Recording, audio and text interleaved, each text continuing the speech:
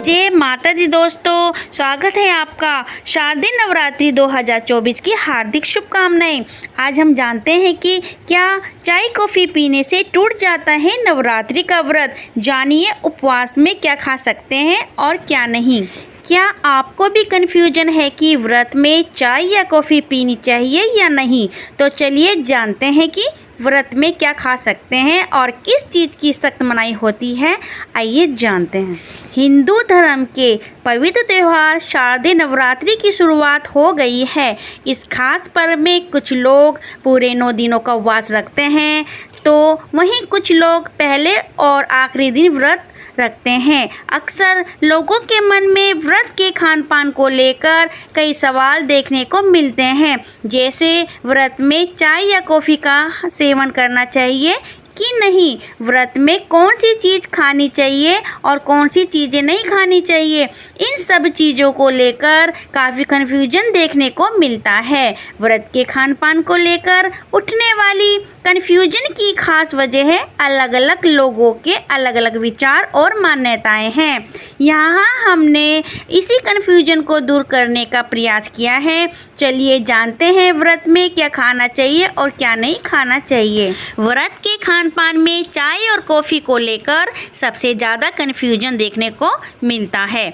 कुछ लोग का मानना है कि चाय और कॉफ़ी का सेवन नहीं करना चाहिए, तो वहीं कुछ लोग व्रत में बिंदास चाय और कॉफ़ी का सेवन करते हैं। दरअसल व्रत में चाय पीने की कोई मनाही नहीं है। अधिकतर लोग व्रत में चाय पीते भी हैं, लेकिन कॉफ़ी पीने को लेकर सबकी अलग अलग मान्यताएं हैं। कुछ लोगों का मानना है कि व्रत में कॉफ़ी नहीं पीनी चाहिए, तो वहीं कुछ लोगों का कहना है कि अगर व्रत में चाय पी सकते हैं तो कॉफ़ी भी पी सकते हैं। कुल मिलाकर ये कहा जा सकता है कि व्रत में चाय या कॉफ़ी पीने की कोई रोक टोक नहीं है। ये पूरी तरह से आप पर डिपेंड करता है कि आप पीना चाहते हैं या नहीं। दोस्तों आइए जानते हैं कि नवरात्रि व्रत में हमें क्या खाना चाहिए। शारदीय नवरात्रि के व्रत में आप मखाना, मूंगफली, बादाम, काजू और आलू के चिप्स को स्नैक के रूप में खा सकते हैं। समा के चावल की खीर अथवा खिचड़ी और साबूदाने की खिचड़ी बनाकर व्रत में इसका सेवन कर सकते हैं। इसके अलावा आप कुट्टू अथवा सिंगाड़े के आटे की पूड़ी, सिंगाड़े के आटे का हलवा भी खा सकते हैं। व्रत में हर प्रकार के फलों को आप खा सकते हैं। इसके साथ ही दूध और दही से बनी चीज़ों को भी आप व्रत की थाली में शामिल कर सकते हैं। नवरात्रि व्रत में हमें क्या नहीं खाना चाहिए। व्रत में प्याज, लहसुन, मूली खाना वर्जित माना जाता है। आप व्रत में किसी भी प्रकार के अनाज जैसे गेहूं, चावल, बाजरा, मक्का आदि का सेवन नहीं कर सकते हैं। व्रत में साधारण नमक का भी इस्तेमाल नहीं किया जाता है। सरसों के तेल और कई प्रकार के मसाले भी व्रत की थाली में शामिल नहीं किए जाते हैं।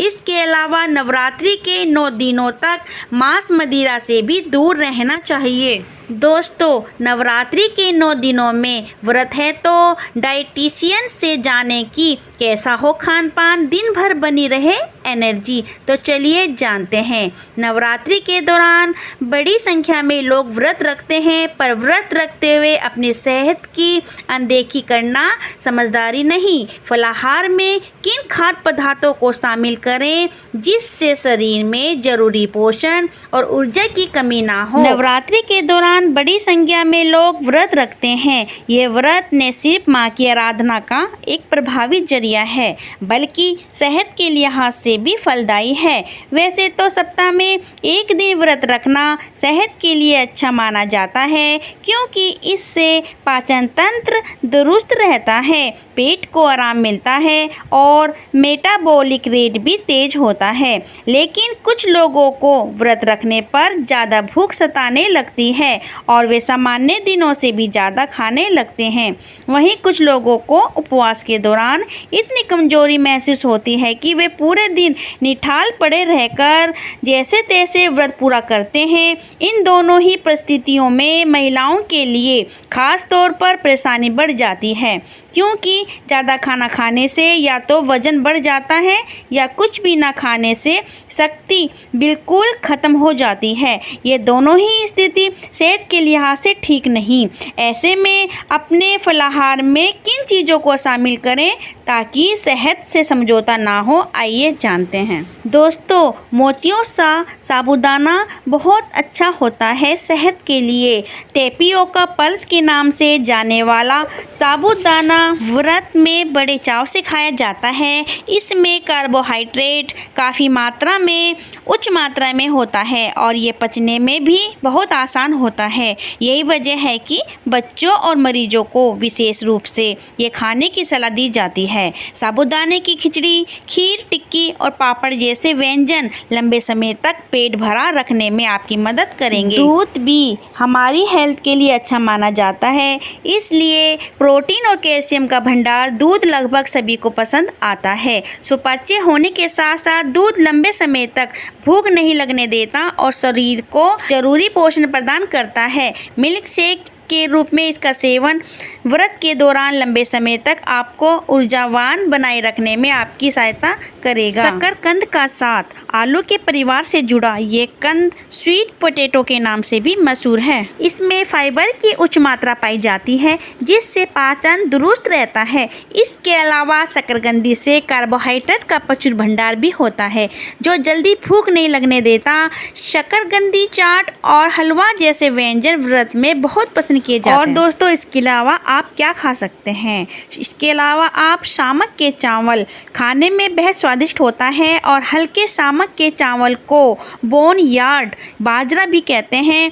इसमें शरीर के लिए आवश्यक अमीनो एसिड, खनिज और विटामिन के साथ साथ कार्बोहाइड्रेट की मात्रा काफ़ी होती है जो शरीर में ऊर्जा का बेहतर स्तर बनाए रखती है। शामक का चावल का पुलाव बना सकते हो आप। उपमा, खीर और खिचड़ी जैसी चीजें व्रत में बहुत चाव से खाई जाती हैं। दोस्तों, नवरात्रि के व्रत में आप सूखे मेवे को भी शामिल कर सकते हैं जैसे कि बादाम, काजू, मखाने और किशमिश जैसे सूखे मेवे शरीर में ऊर्जा का स्तर बनाए रखने के साथ साथ जरूरी पोषण भी देते हैं।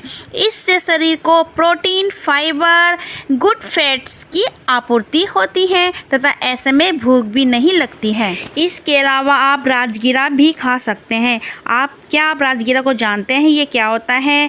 व्रत में विशेष रूप से खाए जाने वाले ये पौष्टिक अनाज अमरंथ के नाम से भी जाना जाता है। दोस्तों, आपने चुलाई के लड्डू तो खाए होंगे, वो ही चुलाई के लड्डू को राजगिरा या अमरंथ भी कहा जाता है। राजगिरा एक बीज होता है जिसे अमेरिका में से अनाज माना जाता है लेकिन भारत में से अनाज नहीं माना जाता। राजगिरा में कैल्शियम, आयरन और मैग्नीशियम जैसे पौष्टिक तत्व पाए जाते हैं जो लंबे समय तक पेट भरा होने का एहसास कराता है। राजगिरा में फाइबर की उच्च मात्रा होती है, इसलिए व्रत के दौरान इसको अवश्य खाएं। दोस्तों, जैसे कि मौसमी सब्जियां होती हैं और फल फ्रूट होते हैं, इसे आप जरूर खाइए। सेहतमंद रहने के लिए संतुलित आहार का सेवन एक अनिवार्य शर्त है, इसलिए आप व्रत के समय भी अपने आहार में सेब, केला, संतरा, खीरा, लौकी, सीताफल और पालक जैसी चीजें अवश्य शामिल करें। दोस्तों, आहार के मामले में आपको विशेष ध्यान देने की ज़रूरत है। बिना कुछ खाए पिए व्रत ना रखें और थोड़े थोड़े अंतराल पर कुछ ना कुछ खाते रहें। फलों के अलावा आप दूध का शेक भी बनाकर पी सकते हैं। इसके अलावा दही, छाछ, कम नमक वाली आलू की सब्जी, नींबू पानी, नारियल पानी, लस्सी, ककड़ी, खीरे का रायता, सब्जियों का सूप, टमाटर के व्यंजन, मुट्ठी भर सूखे मेवे खाए जा सकते हैं। बस मीठे और तले हुए आहार से आप परहेज रखें। व्रत के दौरान शरीर में ग्लूकोज का स्तर ऊपर नीचे। दोस्तों, व्रत के दौरान आपको बहुत ही सावधानी रखने की जरूरत है, जैसे कि व्रत के दौरान शरीर में ग्लूकोज का स्तर ऊपर या नीचे जाने की आशंका डायबिटीज के मरीजों को ज्यादा होती है।